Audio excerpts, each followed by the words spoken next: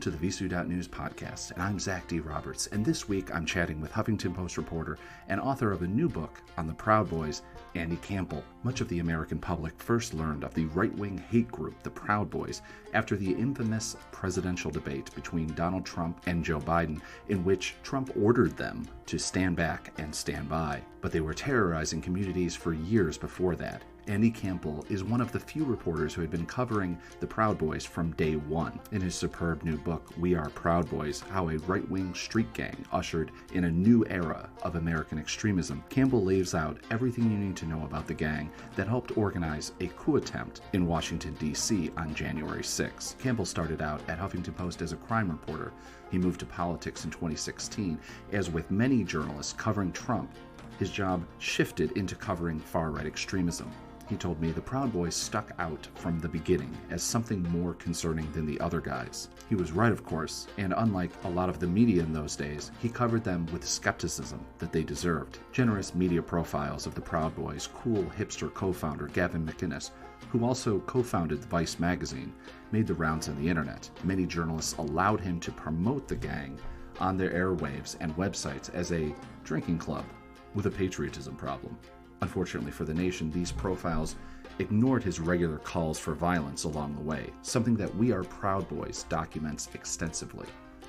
The story of the Proud Boys couldn't be complete without discussing Trump's boogeyman, Antifa. Campbell's book, in chronicling the far right, also features interviews with some of the people who investigated and infiltrated the organization at a time when law enforcement was defending them at Black Lives Matter protests. We Are Proud Boys does the tough job of delving into the origins and myths that bolstered the gang, including the odd and cruel story behind the source of its name. It's from the Aladdin musical, but you'll need to read the book for the messed up part, even if you're already familiar with the Proud Boys. This book is a riveting read that reminds you of all the times that we could have stopped them. Now, let's get to the interview with Andy. I'm Andy Campbell. I'm an editor and reporter for HuffPost in New York, and I wrote the book We Are Proud Boys. I have always been a crime and now extremism reporter for HuffPost. I started as sort of the field level reporter covering national crime, which meant I was going to mass shootings across the country for a very long time. And then through the rise of Trump, I started covering increasing acts of violence at political rallies in the name of Trump. And the Proud Boys stuck out to us right from the beginning as something more concerning than the other guys. I mean, there were a lot of really weird factions out there in the field, but the Proud Boys wanted to be named. They wanted to talk to the press. They were happy to, they were proud of what they were doing out there, which was committing acts of violence for the cause. And so we saw them as immediately concerning. I think the first time I saw them was in Portland in early 2017. And so we started covering them, hard. And that ended up being a good bet because, of course, now we know they've been involved in so many acts of political violence since then.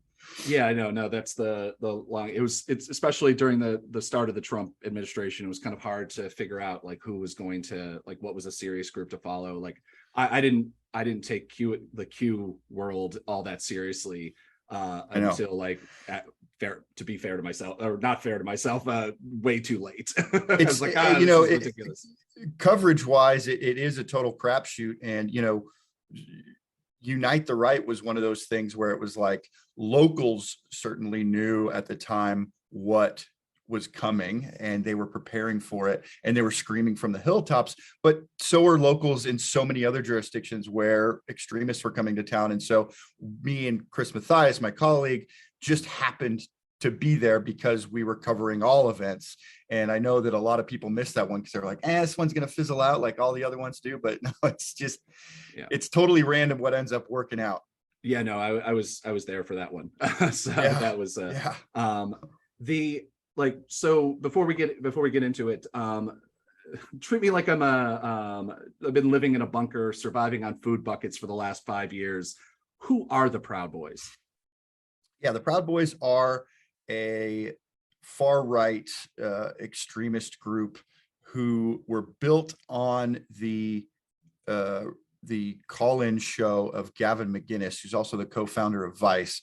Gavin McInnes is a, sort of reactionary, bigoted, shock jock type guy who was sort of pushed out of Vice media when his stories and rhetoric were getting too extreme. In fact, when I was writing the book, I reached out to Vice over some of the Gavin McInnes stuff they still had on the site, one of which was essentially a guide to date rape. And they hadn't removed it until I reached out. Now Vice has removed all of that content, just horrible bile. As Gavin was pushed out of Vice, he decided to double down on this sort of misogynist comedy rhetoric of the early aughts and created through his audience, a gang which he sort of started describing as his disciples. So, his audience were showing up to his studio in Manhattan and partying with him. They would rail lines of cocaine, drink beer, and then they would, talk about fighting out in the streets with Antifa and whatever, leftist opposition that they could find. So their tenets, as told by McInnes, were to commit acts of violence for the cause being Trump's cause and the GOP's grievances. But they were, super anti-immigrant, anti-women, anti-LGBTQ in the beginning. And as they sort of formed and then morphed throughout the years, they've become a much more political machine. As Gavin sort of let a little bit loose on the reins, Enrique Tarrio takes over and creates them into a more political machine. But essentially, if for the TLDR version of that, the Proud Boys are a far right extremist group who have political violence in their rule set. Yeah, and it's interesting because usually, like, you look at kind of the origins of a lot of hate movements and groups, and usually it's a reactive. You have, in the Clinton years, all those groups. You have in right after, coincidentally, if you talk to the Oath Keepers, it has nothing to do with the fact that we have our first black president. They say it was just, they felt the Constitution was threatened, not during the Bush years, but immediately after. But you have the Proud Boys have always kind of confused me because it's not really confused me, but it's been an interesting kind of twist on that, because it's as the rise of Trump happens, they come along as he's more popular, and I don't know if there's a question there. It's just been an interesting thought covering it. And to your point, it is a bit of reactionary, but it's twofold. It's a reaction to Obama as sort of Trump and MAGA was, but it's also a reaction to Gavin being told that, hey, we're moving on from the misogynist sort of comedy rhetoric of the early aughts. And a lot of his pals in the comedy scene, none of whom would speak for my book because they didn't want their name attached to Gavin. Exactly. But these guys had a decision, and a lot of comedians said, okay, we're going to evolve with the times. Gavin doubled down and said anyone who sort of quote unquote censors themselves into not using this kind of rhetoric as their base shows what's happened to men over the years. And so I think it's a reaction to feminism and to multiculturalism too. These guys use anti-immigrant rhetoric to cover for the fact that they're a bunch of bigots, and so I think it is a bit of reaction, and it's a lot of bit of Gavin's ego embedded here. It's interesting because, like, Alex Jones has a lot of that kind of same. There's a lot of same vibe, other than not being a failed comedian, which is a weird track that started noticing a couple of years ago. It's like failed comedian, Jimmy Dore. Like, there's so many different people that have like failed as a comic or just not been able to do the comedy that they want to do and have Right. adulation or whatever, and go, it was like Dave Chappelle is next or something, I don't know. Well, Joe Rogan toes that line. I mean, he's one of the biggest platform for bigotry in the world right now, and then throws his hands up at the end and says, I don't judge what my guests say, even though, of course, bringing on a guest is in itself a promotional thing. Yeah. But also, I would be scared to see what would happen if Joe Rogan or even Alex Jones said to his audience, looked at the camera and said, get out there and start fighting. I think it would be horrible. Yeah, no, I mean, I don't know if Joe Rogan's fans would get out there. Thankfully, yeah, maybe Alex Jones's fans, if he ever actually stood up and said, like, we're gonna go, other than you're gonna have to eat your neighbors or something, then right. that would be about it. Because I mean, like, there's so, like, that to me is the fact that, like, it's just a joke combined with we don't know what's inside of Trump's heart seem to have, like, broken a lot of the mainstream media in their coverage of not only, like, Gavin McInnes, the Proud Boys, but like the far right in general. Like, how much of blame do you think that a lot of the press has to do with the rise and kind of how long these guys got to the point until they were like, oh no, these guys are extremists, terrorists, if you want to use that word. Yeah, and I mean, the media plays such a huge role in the rise of the Proud Boys and all of our extremist movements right now, and the degree to which the media helps ranges from these sort of this giant group of far right loudmouths who are pushing this stuff and embracing it and celebrating it on their the Tim Pools of the world, the Alex Joneses, and even the Joe Rogans, who are pushing this stuff forward, giving extremist events the only play that they get. They range from that to mainstream media, which has often been so bamboozled by the Proud Boys positioning of what they do as sort of protected political speech, that they stay silent and sort of cast the Proud Boys the way that they want to be seen. I mean, even today, you'll see smaller news organizations, pushing forward the Proud Boys, how they want to be seen, which is a drinking club that's, political in nature, and law enforcement does too. And so, to this day, we, as the digital media, so-called liberal media landscape, we're having to be the gatekeepers of this stuff, and it really sucks. I mean, I hate finger wagging, but it's been the only way to sort of shove the mainstream media into a place where they are defining these guys with a baseline of they're liars, they're bigots, and they are harmful. I think it was really, I'm trying to figure out, like, where, because as I'm reading your book, I'm like, what was the moment that there was, like, the Proud Boys became a thing that people talked about, and it wasn't just another group or, like, part of a larger mass or something. And, like, I guess it was the moment that, I mean, at least I'm thinking of, like, MSNBC kind of world. And it was, I guess, do you think it was as late as when Trump said stand back and stand by, that, like, they actually took this seriously, or at least started talking about it in a real way?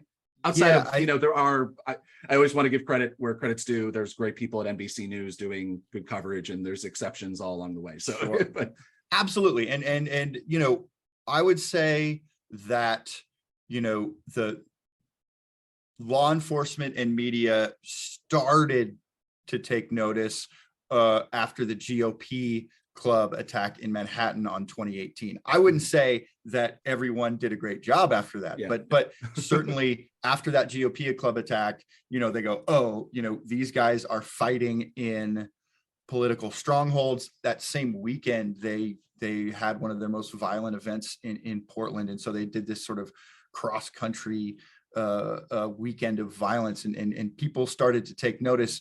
But again, the mainstream media's reaction up until the months preceding January 6th was to put Proud Boys on the air and say, who are you guys? And allow them to define themselves the way that they want to. Right? Why do you guys wear such cool shirts? I mean, exactly. To be fair, at least they did. I don't think that there was, I don't remember like a really cool, like the dapper Nazi kind of profile for Gavin. I mean, at least in magazines, like maybe it was too late or something like that. I don't know. But yeah, but there were a number of sort of just like, look at this phenomenon.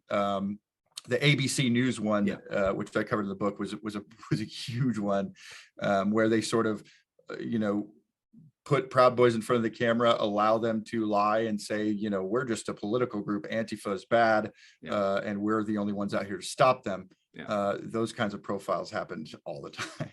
I mean, how much? Because I mean, one of the biggest problems with the Proud Boys, especially in Washington D.C., and that's the main place I've covered them, is the fact that like the police have such a friendly relationship. Like in your book, you cite, like the fist bumps. There was a bunch of Proud Boys that were marching. I think it was July 4th or July 5th after Trump's big Independence Day celebration that he had. And the Proud Boys were just like marching along, giving fist bumps to thing. They walked into their bar in DC, and the cops were chanting, "I like beer." I mean, like later that day, like I saw the police were literally giving directions to where to go. The police marched with the Proud Boys throughout that day and provided protection for them. Right. Do you think, because I mean, like the media also like kind of like leans on what the police say in a way that, kind of belies anything else that you would cover. You would never, go, I mean, I guess some people would, you never go to like I'm talking myself out of it right now, because a lot of the media would go to the like industry for the oil protection and talk about it. Oil spill. So never mind that, but like, it's, no, I know what you're saying. Yeah.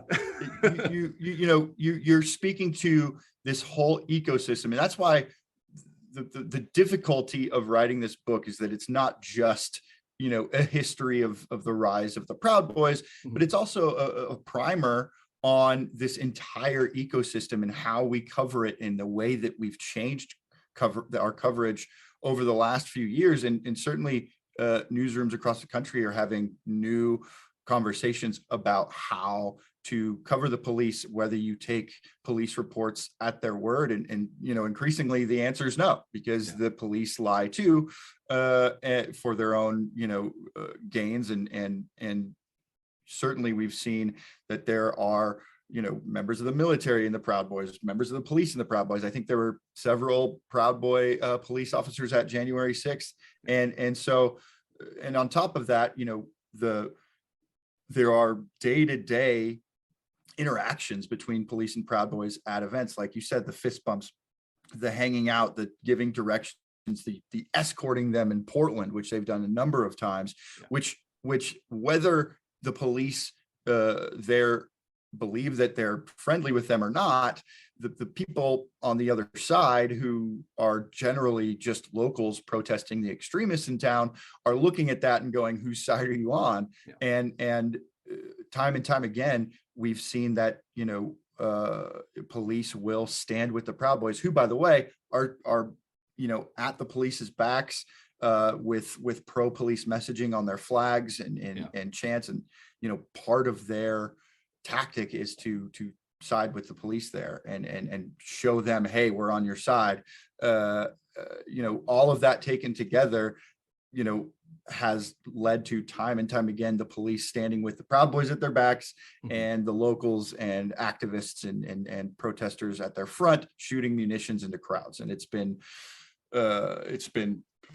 terrifying and awful to see from the journalist perspective. And it has absolutely aided in, these new conversations about whether we trust police, for sure.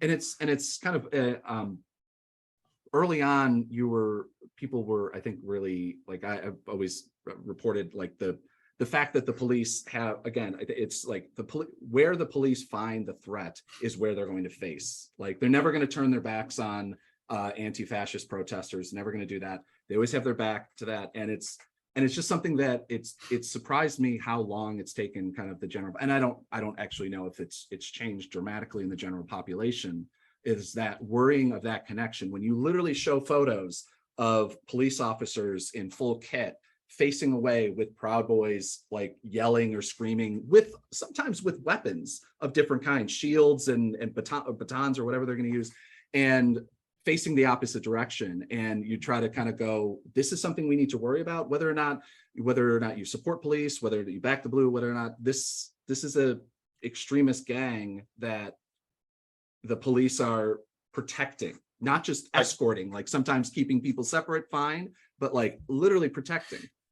Absolutely. And the mainstream media has, I mean, if the mainstream media is just now recognizing the threat posed by the Proud Boys, they have not even begun to put their toe in the water of questioning police motives in these events. And so that's another facet of how the media needs to make changes. And on top of, the way that they need to sort of portray what the police are doing, I think, and I always say this in every one of my interviews, that one of the takeaways is I think we need to change the way the mainstream media portrays the activism against these extremist groups. Because look, you're going to be able to find that one clip of a burning empty building facade or a black clad protester holding a Molotov cocktail, but that's the tip of the iceberg of activism. And in fact,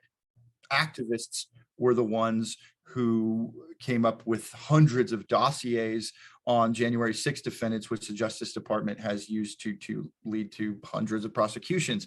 It was local activists and researchers who put together the dossiers on the Unite the Right architects and created a $25 million successful lawsuit against them. This hasn't been an effort against extremism that's been led by law enforcement. It's been led by activists and researchers, and only one small piece of the puzzle is the street level activism. And the fact that you're able to find violence coming from leftist factions, doesn't change the fact that the majority of our response to extremism in America has come from activists. It's because, I mean, that's one thing that worries me, is that like we had before Charlottesville, no one could have seen this. We couldn't know. And then, I mean, it happened. There's been multiple instances along the way of different protests, of different things. And then January 6th happens and everyone was, I can't believe, including the Metropolitan Police Department, including all the different many number of law enforcement agencies there, all claimed ignorance of it. And every single activist, anti-fascist researcher that I know was like, the documents were posted online. There was articles written about it in Huffington.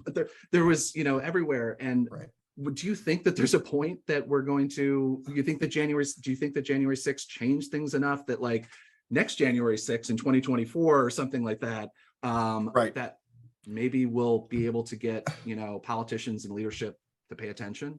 Well, that's the thing is, I think the big positive change following these big extremist events is that the activists have absolutely flooded the zone. I mean, I remember before Unite the Right, when it was, a handful of us extremism reporters and, a smaller handful of researchers sort of like keeping an eye on everyone's Telegram chats and, but now that zone is totally flooded. There are, researchers and activists all over in every jurisdiction watching the extremists around them. And it takes some of the heat off of us to do that work. The issue is that we still are 10 steps behind in terms of law enforcement and our political environment's ability to respond to that. People ask, what are we going to do about this? And things are already being done, but nobody's listening. And just like the media, just like law enforcement, politicians are only just now sort of realizing the threat. I think the January 6th committee is doing okay. I think they're doing a good job of revealing a threat, but they should have been doing that 5 years ago. And the the fact that the outgoing DHS official said after January 6th to the New York Times, we just thought they were a drinking club who got out of line from time to time. I mean, that just shows you right there how far behind we are. Going forward, I think it's going to, and I'm not too optimistic about things going forward because, the Justice Department has these sedition charges against Proud Boys leadership. I think that a lot of them are going to go to jail for a really long time. And I hope that, the Justice Department, the federal government doesn't sort of wipe its hands clean of the situation after that, because as we're seeing, the Proud Boys, while they aren't throwing as many "this is a Proud Boys" event, they are latching on to the GOP grievance machine and showing up at abortion rallies and, anywhere trans rights are being discussed, including children's hospitals. They're showing up at LGBTQ events and adding a violent edge to all facets of civic life. So they haven't slowed down despite the fact that their leadership is in jail. And I worry that people are going to go back into, well, it's done mode after these guys go to jail for sedition. But we'll see. What do you think that the future is? Because I mean, like, one of the things that the Proud Boys have, I think, been one of the best groups at is adapting, is finding the next thing. Like, now it's drag queen story hour. Now it's and it's whatever Libs of TikTok says is the thread of the day. Right. And what do you think that the future of the group is, especially if they're kind of like their main people who, I don't know. I mean, I feel like have done most of the organizing and kind of like they actually like get people organized, moving if they're in jail. Well, Enrique Tarrio told me, in an interview that he wanted as many Proud Boys as possible to run for public office and throw their weight behind individuals who sort of share their ideology, and they've absolutely done that. I mean, the Proud Boys can work independently as chapters. They have chapters all over the country that are allowed to throw their own events, raise their own money, hawk their own merchandise, and they've been doing that without stutter since their leadership has gone to jail. And on top of that, they already have their baseline marching orders, which is to go out and start fighting as soon as Tucker Carlson or Donald Trump and company point their finger at something. And they have done that over and over through the summer going forward. So on top of the fact that I don't think the Proud Boys are slowing down, the playbook that they've left, which is, hey, if you go out there and attack somebody for their political views, but then say you're a political group, you've got protected speech, embedded in sort of your rule set. Yeah. And so what their playbook has done is shown everyday Americans that I can go out there with guns and batons and body armor and fight people and get away with it without getting arrested. And so everyday Americans, you talked about libs of TikTok. I mean, these people, these sort of right-wing loudmouths online are realizing through Gavin McInnes that I can foment violence in the street and I won't face anything. I mean, Gavin McInnes hasn't faced any any legal ramifications for creating this horrible violent street gang, and libs of TikTok and companies certainly haven't seen any sort of ramifications other than getting suspended from Twitter. Yeah.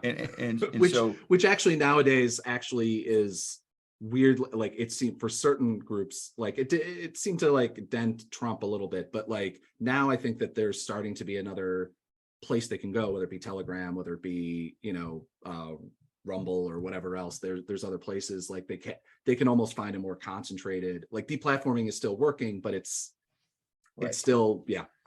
and by the time these accounts and leaders get deplatformed, they have their own platforms. Yeah. So they're able to, unless Cloudflare and other service providers totally pull them from the internet, these guys have built such an audience that they can get their message out no matter what. And so going forward, the threat is not just the Proud Boys, but everyday Americans joining in on these acts of political violence not just at political rallies, but at everyday civic events in America. And I really think these next 2 election cycles are going to be just incredibly violent. And we talked about, what do we do in this situation? And people saying, throwing their hands up and going, oh my God, how do we fix this? And I see that happening a lot. I mean, it's a scary time for sure. Well, I mean, they've done such a great job of, and I kind of almost mean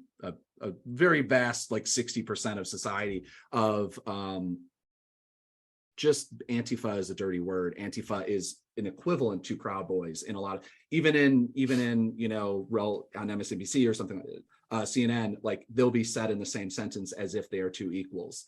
Right. And also what Antifa means is only kind of seen by what has been defined of Molotov cocktails, fights, and stuff like that. Right. Never mind 90% of Antifa that I know that like is just going to public meetings and like live streaming or tweeting. It's the most boring work imaginable that I think almost any reporter would even find like painful.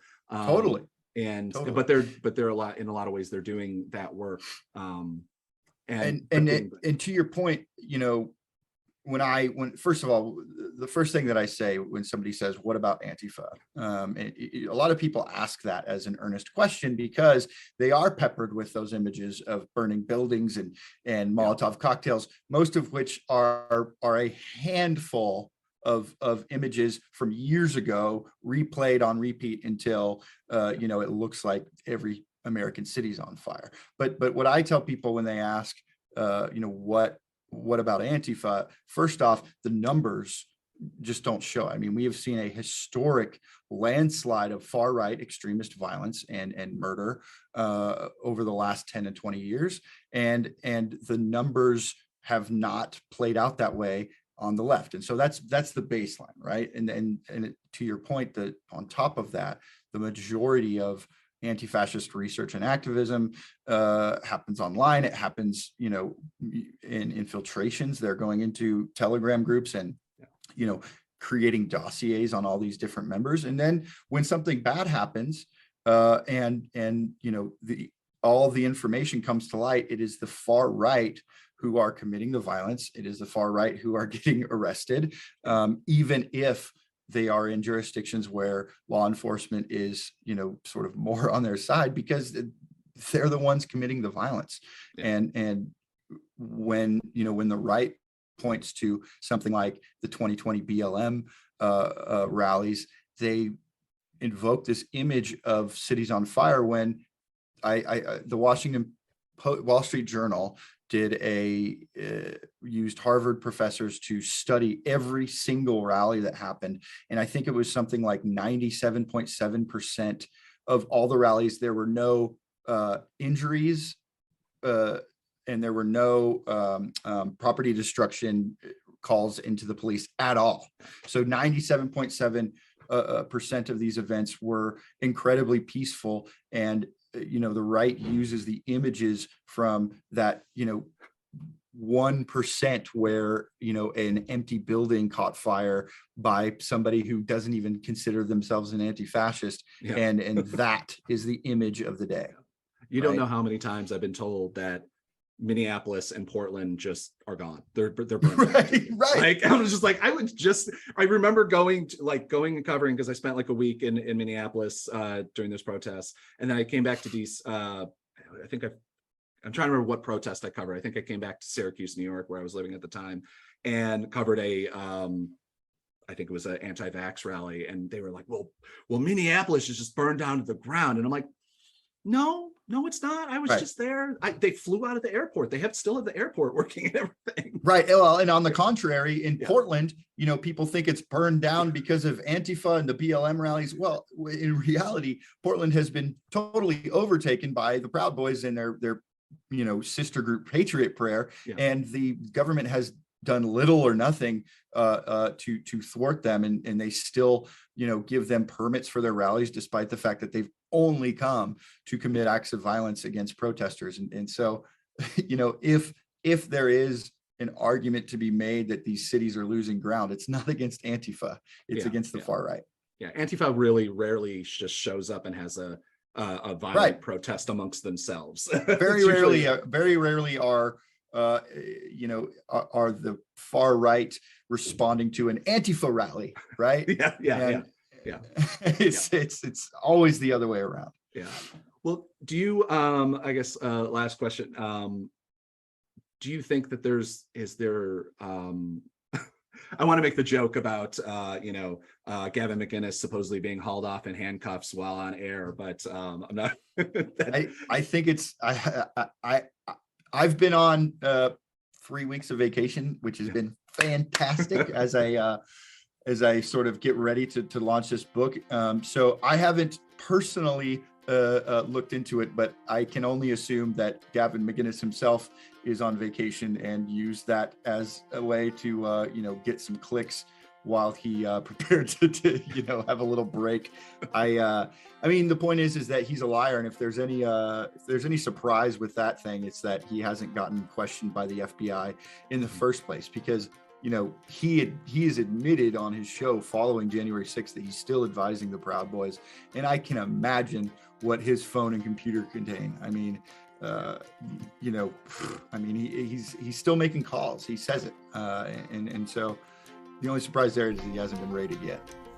You can find all of Andy's work at HuffingtonPost.com, and you can follow him on Twitter at Andy B. Campbell. That's twitter.com/ANDYBCAMPBELL. And you can find his book, We Are Proud Boys, in any fine bookstore. Thank you so much for listening to the Visu.news podcast. If you like this sort of thing, you can head over to patreon.com/ZDRoberts, where you can find a lot more of this. And also, if you like, support my work, maybe.